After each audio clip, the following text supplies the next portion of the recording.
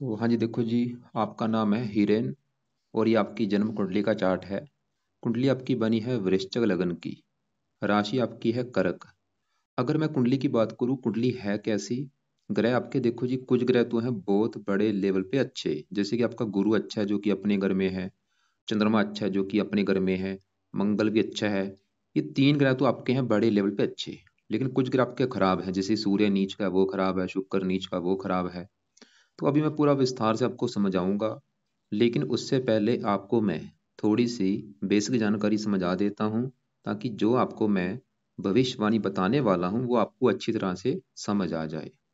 तो बेसिक जानकारी ये है कि जो कुंडली होती है, इस कुंडली में टोटल 12 ग्रह होते हैं और 12 ग्रहों से कुछ ना कुछ देखा जाता है।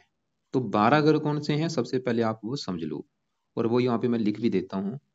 ये है देखो जी आपका पहला ग्रह, ये है दूसरा ग्रह, तीसरा घर, चौथा घर, पांचवा, छठा, सातवां, आठवां, नौवां घर, ये है 10वां, ये 11वां और ये लास्ट वाला 12वां घर। अब देखो जी, ये जो 12 घर हैं, इन 12 घरों से कुछ ना कुछ देखा जाएगा। जैसे कि पहले घर से देखा जाएगा कि आपका शरीर कैसा होगा, आपकी हेल्थ कैसी होगी, आपका स्वभाव कैसा होगा, आपका रंग रूप कैसा होगा, पर्सनैलिटी कैसी होगी, सर कैसा होगा, मस्तक कैसा होगा। ये चीजें इस पहले घर से देखेंगे। दूसरा अगर आपके है धन जोड़ने का घर, तीसरा अगर आपके है छोटे भाई बहनों का घर, चौथा अगर आपकी है माता मकान वाहन का घर, पांचवा अगर आपके बच्चों का है और आपकी पढ़ाई का, छठा घर है शत्रु रोग कर्जे का घर, सातवां घर है आपकी पत्नी का घर, आठवें घर से आपकी उम्र देखेंगे, नौवें घर से आपका भाग्य देखेंगे, 10वां घर है आपके काम काज का घर, 11वां घर है लाभ इच्छा पूर्ति बड़े भाई बहन, और 12वें घर से आपके खर्चे देखेंगे। तो आपने देखो जी मेरी दो बातें नोट कर लेनी है। पहली बात, जो मैंने 12 ग्रह बोले हैं वो याद कर लो। दूसरी बात, इन 12 ग्रहों से क्या कुछ देखा जाएगा वो याद कर लो। और अब आप ये देखो कि आपने देखना क्या है, आपका सवाल क्या है, पहले वो बोलो क्या सवाल है भाई। पत्नी को लेके है, तो 12 घरों में पत्नी का घर कौन सा है? सातवां घर। तो सातवां घर है आपकी पत्नी का घर, अभी मैंने बोला था। और सातवें घर में क्या लिखा है? दो। दो है वृष राशि, मालक है शुक्र। तो आपकी पत्नी के लिए हमें सातवें घर के मालक शुक्र को देखना पड़ेगा। ऐसे ही आप अपना सवाल बोलो, क्या सवाल है? छोटे भाई बहनों को लेके देखना है, तो छोटे भाई बहनों का घर कौन सा है? तीसरा। तो छोटे भाई बहनों के लिए तीसरा घर देखेंगे। और तीसरे घर में क्या लिखा है? 10, जो कि है मकर राशि। मालक कौन बना? शनि। मतलब मेरा कहने का ये है कि जो भी कुछ देखना है, आपको वो घर देखना होगा। और घर का जो मालक है, वो मालक है कौन, कहाँ जाके बैठा है, वो आपने देखना है। अब देखो जी, मोटा मोटा आपको बेसिक जानकारी समझ आ चुकी है। अब बात करते हैं भविष्यवाणी की। और भविष्यवाणी में सबसे जरूरी है ये दशा देखनी। ये जो 9 ग्रह होते हैं, गौर से मेरी बात समझो। टोटल है 9 ग्रह। इन सभी 9 ग्रहों का जो असर है आपके जीवन के ऊपर पड़ रहा है। मतलब आपके ऊपर अभी मंगल का भी असर है, गुरु का भी असर है, सबका असर है। लेकिन सबका असर कितना है? इतना। मंगल का भी असर इतना है, चंद्रमा का, सबका इतना इतना असर है।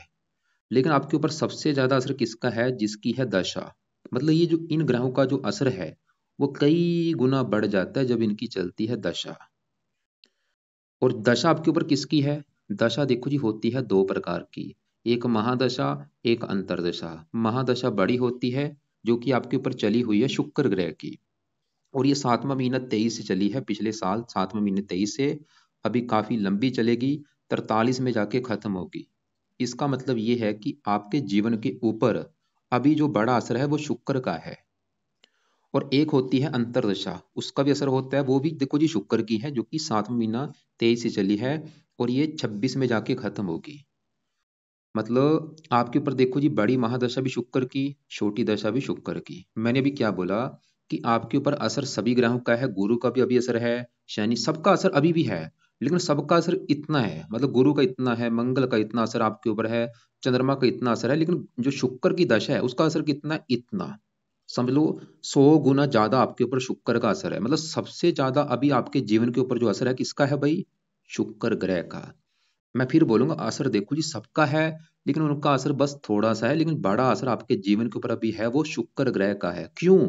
क्योंकि इन ग्रहों का जो असर है वो कई गुना बढ़ जाता है जब इनकी चलती है दशा। तो आपके ऊपर देखो जी शुक्र की चली हुई है बड़ी दशा, इसकी वजह से आपके जीवन के ऊपर बड़ा असर शुक्र का है। अब आपके हम शुक्र ग्रह को देखेंगे कि वो आपका अच्छा है या बुरा है। अगर तो अच्छा निकला फिर तो आपको देगा अच्छे फल, आपकी लाइफ में अच्छा ही अच्छा कर देगा। अगर बुरा निकला फिर आपको बुरे फल देगा। तो शुक्र देखो जी आपका यहाँ पे बैठा है 11वें घर में। यहाँ पे देखो शुक्र है 11वें घर में। शुक्र देखो जी ये जो 11वां घर है, गौर से समझो। 11वां घर है आपके बड़े भाई बहनों का घर, इच्छा पूर्ति का घर। आपके काम काज में लाभ होगा या नहीं, आपकी आमदन कितनी होगी, ये जो चीजें हैं ये 11वें घर से देखेंगे। और आपको मैंने एक फार्मूला बोला था, फार्मूला ये था कि जो कुछ देखना है आपने वो घर देखना है और घर का मालिक देखना है।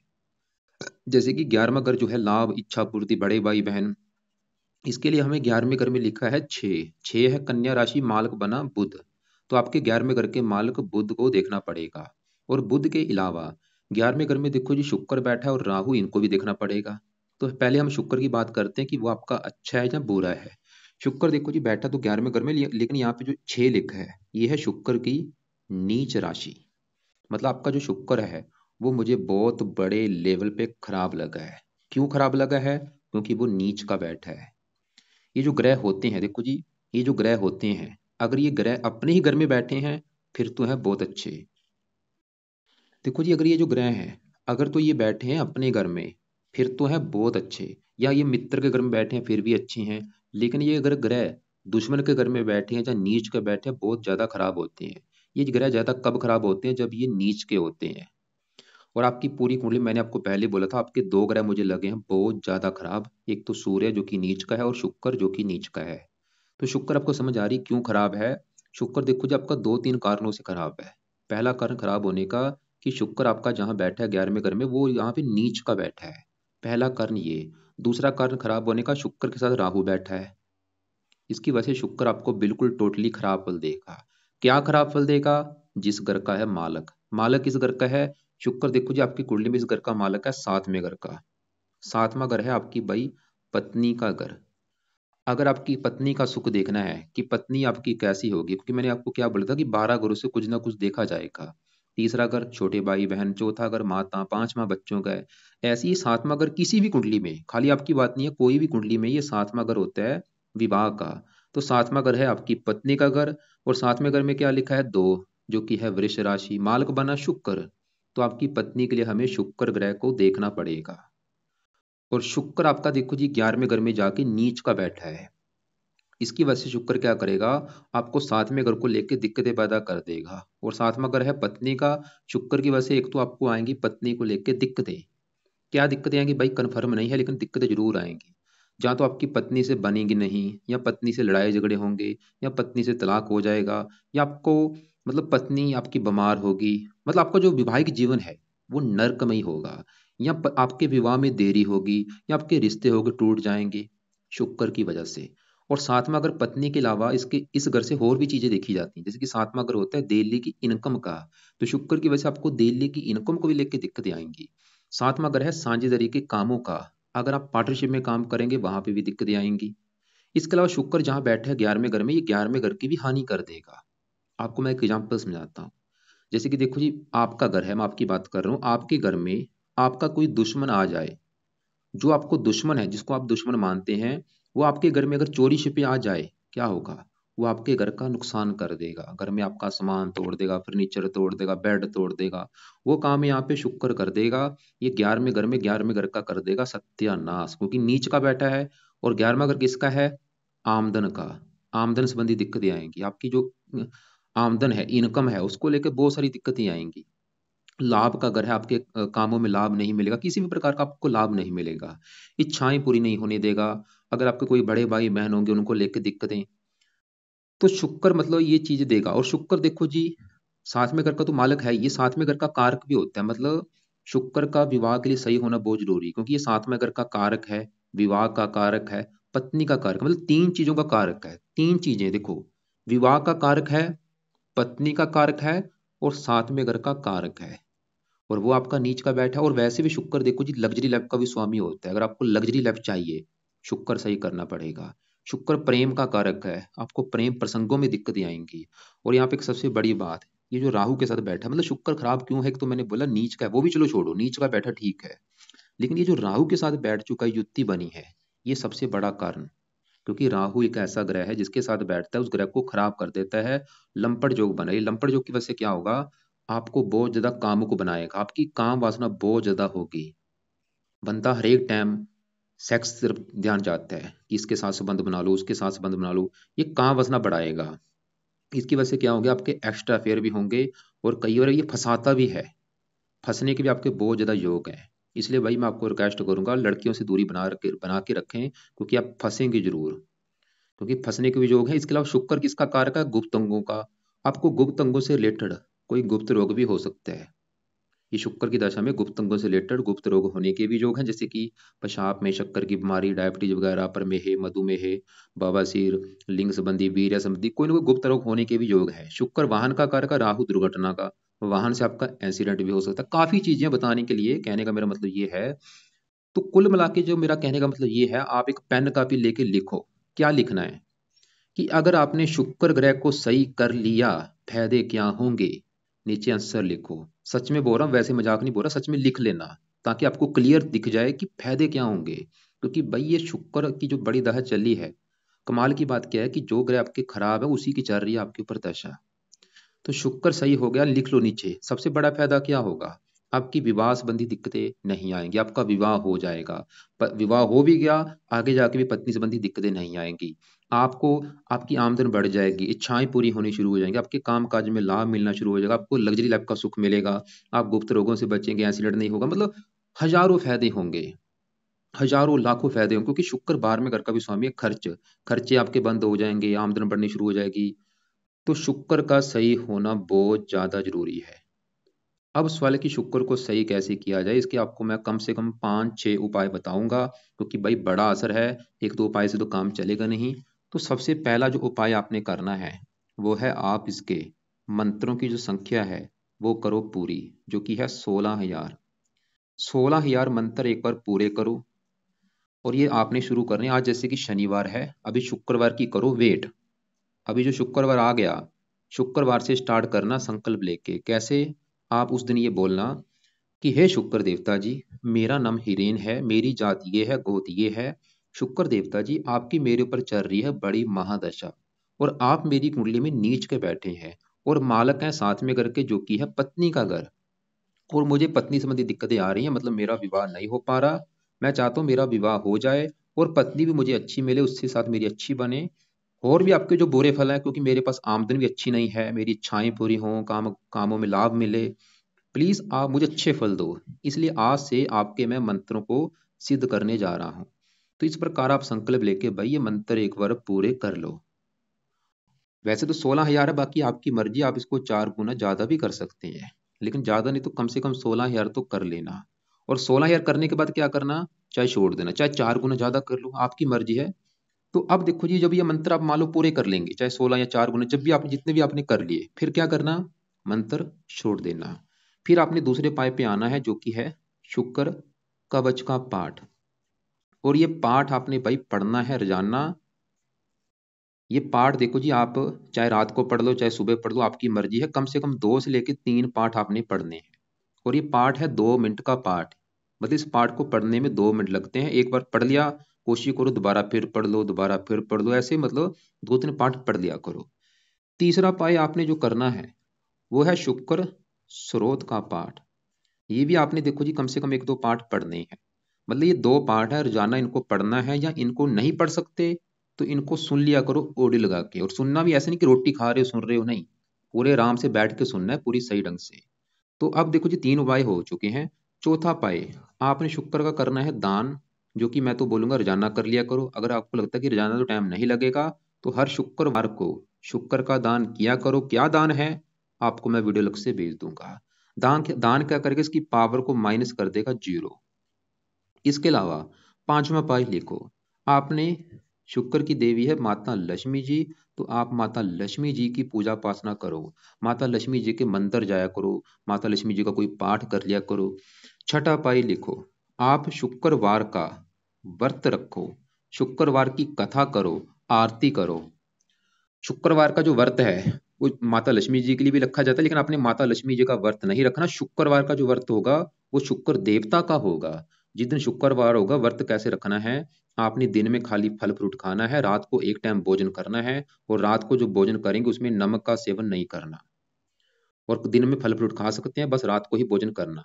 और अगर आपको लगता है कि भाई मैंने व्रत कभी नहीं रखा, चाहे रहने देना, लेकिन रख लोगे अच्छी बात है। लेकिन अगर आपके मन में थोड़ा सा भी है कि आगे बढ़ना है, ये व्रत रख लोगे अच्छी बात है। व्रत रखो, कथा करो, आरती करो।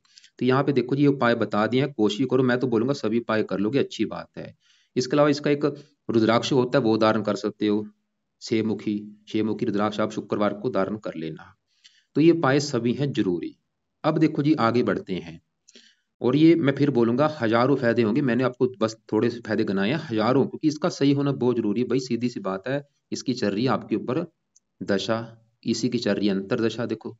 और आप चाहे नोट कर भी लेना कि जब से चली है दशा, लेकिन शुक्र का एक अच्छा फल भी आपको मिलेगा। वो क्या है, इसकी सातवीं दृष्टि पड़ेगी इस पांचवें घर के ऊपर, यहाँ पे उच्च राशि। पांचवें घर का वैसे थोड़ा सा अच्छा करेगा, पढ़ाई के लिए अच्छा होता है, संतान के लिए अच्छा होता है, बुद्धि के लिए अच्छा होता है। अब आगे बढ़ते हैं। आपके ऊपर देखो जी, एक चल रही है शनि की अष्टम डेया। और ये जो अष्टम डेया होती है, ये जब भी आती है लाइफ में दिक्कतें आनी शुरू हो जाती हैं। ये आपकी चली हुई है 17 जनवरी 2023 से। पिछले देखो जी, पिछला एक साल हो चुका है। आपने देखो जी, साढ़े सती तो जरूर सुनी होगी कि एक साढ़े सती होती है। ऐसी एक डेया होती है। डेया दो प्रकार की होती है, चतुर्डेया, अष्टम डेया। दोनों में जो ज्यादा खराब फल देती है वो अष्टम डेया देती है। और ये अष्टम डेया जब भी आती है, बंदे की लाइफ में दिक्कतें, परेशानियां, रुकावटें, स्ट्रगल, चिंता, ये चीजें आनी शुरू हो जाती हैं। और चाहे नोट कर भी लेना कि जब से चली है एक साल हो चुका है, आप चाहे नोट कर भी लो कि भाई तब से ही लाइफ में कितनी दिक्कतें आ रही हैं, परेशानियां आ रही हैं। और अष्टम डेया है किसकी, ये है शनि की। अभी भी 1.5 साल की पड़ी है। तो शनि के भी दो उपाय लिख लो। पहला उपाय, रात के समय शनि चालीसा का पाठ पढ़ा करो। कम से कम एक पाठ आपने शनि चालीसा का पढ़ना है। और दूसरा उपाय, आपने जाना है शनि मंदिर में माथा टेकने। हर शनिवार को शनि मंदिर माथा टेक के आना है, और वहां पे प्रार्थना करके आना कि आपके मैं मंदिर इसलिए आया हूँ क्योंकि आपकी चल रही है अष्टम डेया, मुझे उसके बुरे फल ना मिले, बल्कि आप अपनी कृपा दृष्टि बना के रखें। तो ये भाई शनि के दो उपाय आपने करने हैं। शनि चालीसा का पाठ रात के समय रोजाना पढ़ना है, और शनि मंदिर आपने हर शनिवार को माथा टेकने जाना है। अब देखो जी, आगे बढ़ते हैं। जैसे मैंने आपको पहले फिर बोलूंगा, मैंने आपको क्या बोला था कि आपके दो ग्रह हैं खराब। सबसे ज्यादा जो ग्रह खराब है शुक्र है, क्योंकि वो है नीच का। और शुक्र से भी 10 गुना ज्यादा जो ग्रह खराब है वो है सूर्य। ये दोनों ग्रह ही आपके खराब है। अब आपके सूर्य की मैं बात करता हूँ कि वो क्यों खराब है और वो क्या खराब फल देगा। तो सूर्य आपका देखो जी कहाँ बैठा है, कुंडली के 12वें घर में। सूर्य भी आपका दो तीन कारणों से खराब है। एक तो ये 12वें घर में जाके बैठा है, जो कि कुंडली का अच्छा घर नहीं होता। क्योंकि 12वें घर से देखते हैं खर्चा, हानि, दान, दंड, हॉस्पिटल के खर्चे, पागल खाना, विदेश यात्रा, जेल यात्रा, काफी मतलब खराब चीजें जो 12वें घर से दिखती हैं। तो सूर्य एक तो आपका 12वें घर में चला गया, ऊपर से यहाँ पे नीच का बैठा है। मतलब सूर्य का भी जो बड़ा कारण खराब होने का वो है कि ये आपकी कुंडली में नीच का बैठा है। और आपने ये सुना भी होगा कि जब भी सूर्य, शास्त्रों में लिखा हुआ है कि सूर्य अगर नीच का बैठा है तो वो 1000 राजयोग नष्ट कर देता है। मतलब 1000 राजयोग अगर आपकी कुंडली बने वो नष्ट कर देगा ये केला सूर्य, इतना खराब होता है। अब सवाल है कि खराब फल देगा क्या। सूर्य भी इस कुंडली में इसका एक घर है, कौन सा, ये 10वां घर। और 10वां घर जो है, इस घर से चार चीजें देखी जाती हैं। 10वें घर से चार चीजें कौन सी हैं, 10वां घर एक तो है आपके काम काज का घर। काम काज क्या, चाहे आप नौकरी कर लो, बिजनेस कर लो, व्यापार कर लो, जो भी काम काज करेंगे 10वें घर से देखेंगे। और 10वां घर है आपके पिता का भी घर। पिता कैसा होगा। 10वां घर सरकार का भी है कि सरकार की तरफ से फायदा होगा या नुकसान होगा। और 10वां घर है आपकी मान प्रतिष्ठा का। तो चार चीजें किससे देखेंगे, 10वें घर से। और फार्मूला क्या था, घर का मालिक देखना होता है। तो 10वें घर में क्या लिखा है, 5, जो कि है सिंह राशि। मालिक कौन बना, सूर्य।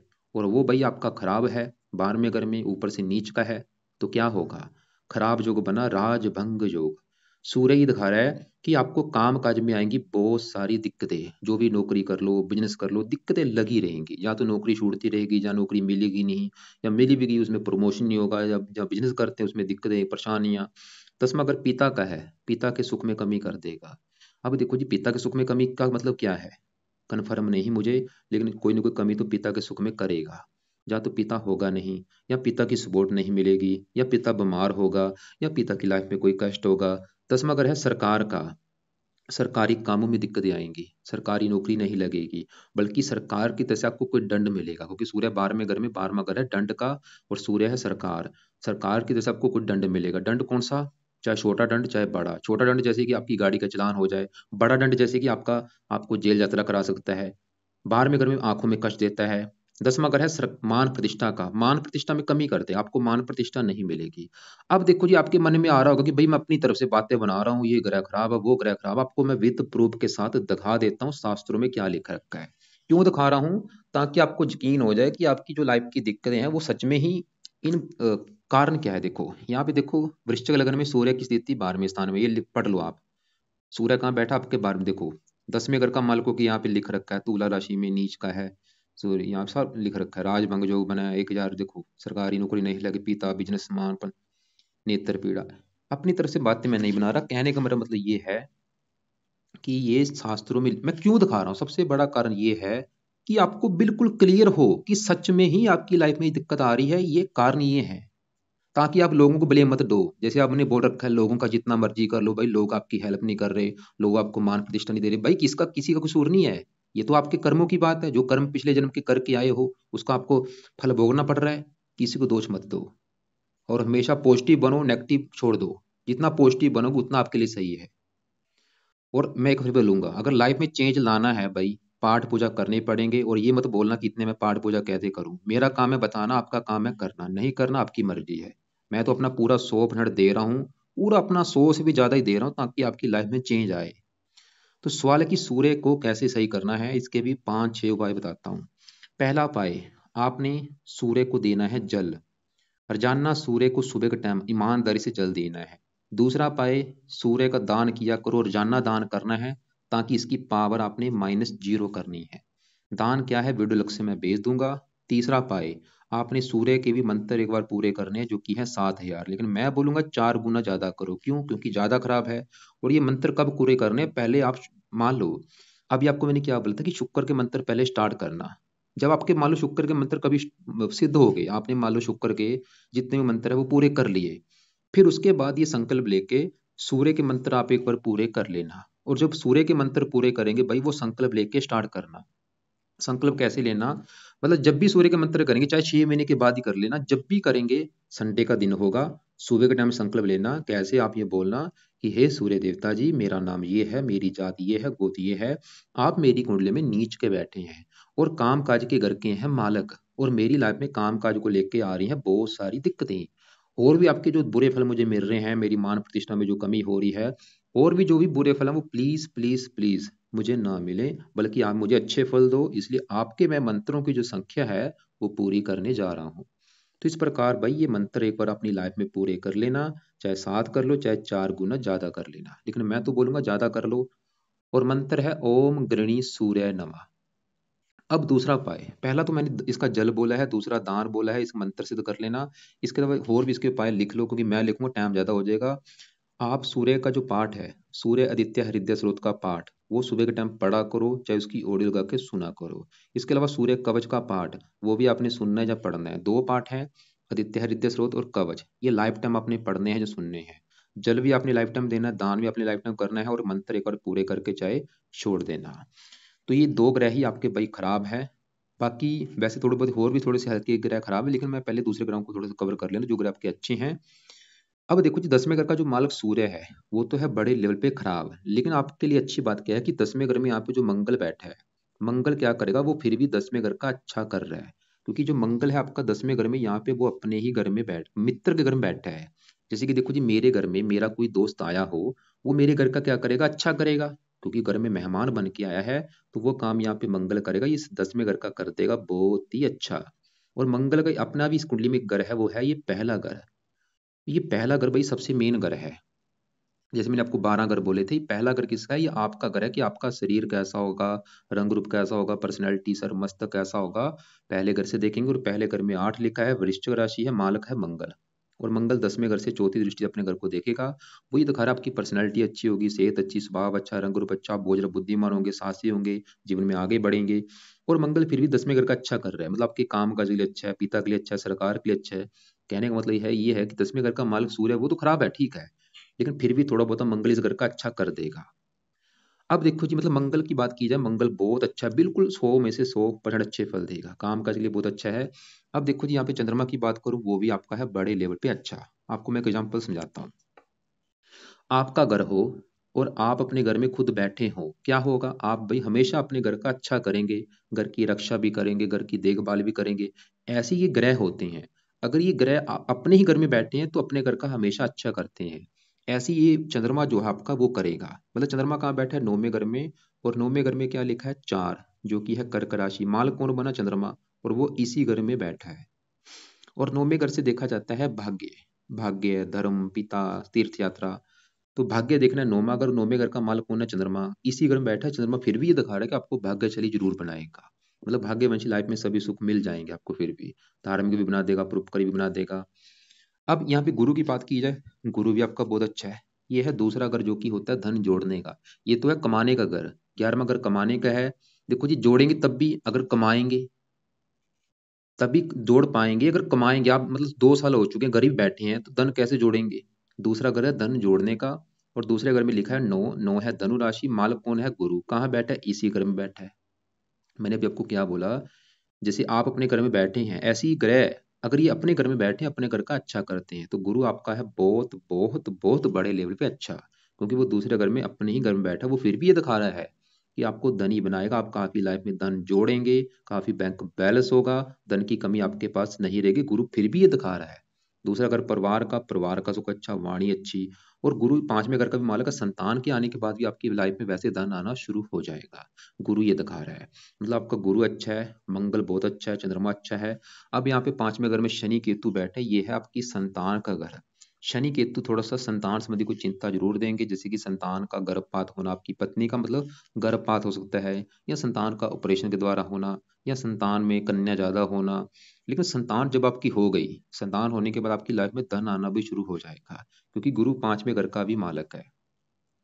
बाकी देखो जी, मैं दूसरे ग्रहों को ज्यादा कवर नहीं कर रहा, क्योंकि जो आपके मेन ग्रह खराब है, मैंने उनको ज्यादा कवर किया है। तो अब देखो जी, एक और बात, यहाँ पे देखो जी, राहु भी बैठा है। आपको राहु का भी एक मैं ये उपाय बताऊंगा, क्योंकि शुक्र को जो खराब कर रहा है वो राहु भी है, लंपट जो बना है। वैसे तो राहु आपका अच्छा है, क्योंकि ये राहु की स्वय राशि है, 9वीं दृष्टि यहाँ पे पत्नी घर के ऊपर। लेकिन राहु अगर अकेला होता फिर तो अच्छा था, लेकिन ये शुक्र के साथ होने की वजह से, क्योंकि शुक्र नीच का है, तो राहु का एक तो उपाय क्या है, आप रात के समय राहु कवच का पाठ और राहु स्रोत का पाठ, ये आपने पाठ जरूर करने हैं। मैं एक बार आपको फिर रिपीट करता हूँ, मैंने अभी क्या क्या बोला है। आपके देखो जी, जो भी पाठ पूजा है, कुछ तो है सुबह के टाइम, कुछ है रात के समय। रात के समय क्या है, नोट करो। रात के समय एक तो आपने राहु कवच का पाठ पढ़ना है, शनिवार से स्टार्ट करना, राहु स्रोत का पाठ, ये 2 पाठ हो गए। और ये जो शुक्र के मैंने आपको बोला कि मंत्र सिद्ध कर लेना, शुक्र कवच, स्रोत, ऐसे करो। ये शुक्र के भी जो पाठ पूजा आप रात को कर लिया करो। मतलब शुक्र के मंत्र 16,000 करने हैं, शुक्रवार से स्टार्ट करना, ये रात के समय कर लेना। और शुक्र कवच का भी पाठ रात को पढ़ लिया करो, स्रोत का भी पाठ रात को पढ़ लिया करो। और बाकी अब देखो जी, शनि चालीसा का भी पाठ बोला, वो भी रात के समय। और राहु कवच, राहु स्रोत, ये भी रात के समय। बाकी जो सूर्य के मैंने पाठ बोले हैं, वो आप सुबह के टाइम करो। सूर्य को, सूर्य आदित्य हृदय स्रोत का पाठ सुबह टाइम पढ़ो, सूर्य कवच का पाठ सुबह के टाइम पढ़ो, सूर्य का मंत्र सिद्ध करने हैं वो सुबह के टाइम करने हैं। तो शुक्र के पाठ पूजा रात के समय, शनि चालीसा रात के समय, राहु कवच स्रोत रात के समय। बाकी जो दान किस किस का बोला है, एक तो शुक्र का दान मैंने बोला है रोजाना करना है, या हफ्ते में 3-4 दिन करना ही करना है, या शुक्रवार को जरूर करो। शुक्र के दान की वीडियो अलग से भेज दूंगा। सूर्य का भी दान बोला है, जो कि आपने बहुत जरूरी है, जो कि रोजाना किया करो। सूर्य का भी दान जहाँ तो रोजाना कर लो, जहाँ संडे को जरूर करो। और जब सूर्य का दान करेंगे, सूर्य का मंत्र करते करते दान करना है। इनके दान क्या है, आपने खाली 2 ग्रहों की दान करने हैं। आपको मैं वीडियो भेज भी दूंगा, वैसे मेरे चैनल की जाके ऊपर देखना। अभी कुछ दिन पहले मैंने वीडियो इनकी बनाई है कि सूर्य ग्रह का दान क्या होता है, वो आप जाके देख लेना। और शुक्र का भी दान क्या होता है, वो भी आप जाके देख लेना। राहु कवच स्रोत के पाठ जरूर पढ़ने हैं। बाकी अगर आपके अच्छे, आपने मुझे बोला था मूंगा दान कर रखा है, बिल्कुल कर सकते हैं। पुखराज भी आपने बोला था कर सकते हैं, बिल्कुल बहुत अच्छी बात है, क्योंकि इनके अच्छे फल कई गुना बढ़ेंगे। तो कैंडले का कुंडली का अगर मैं जोड़ निकालूं कि कुंडली है कैसी, देखो जी, गुरु फिर भी अच्छा धनी जरूर बनाएगा, मंगल ठीक है काम काज के लिए, चंद्रमा भाग्येश है। मतलब आपकी कुंडली में सबसे जो नेगेटिव चीज, आपको विवाह संबंधी दिक्कतें आने का जो कारण है, वो साथ में घर का मालिक शुक्र जो कि नीच का बैठा है, वो है बड़ा कारण विवाह संबंधी दिक्कतें आने का। वैसे शुक्र फिर भी ये दिखा रहा है आपकी पत्नी काम काज करने वाली आपको मिलेगी।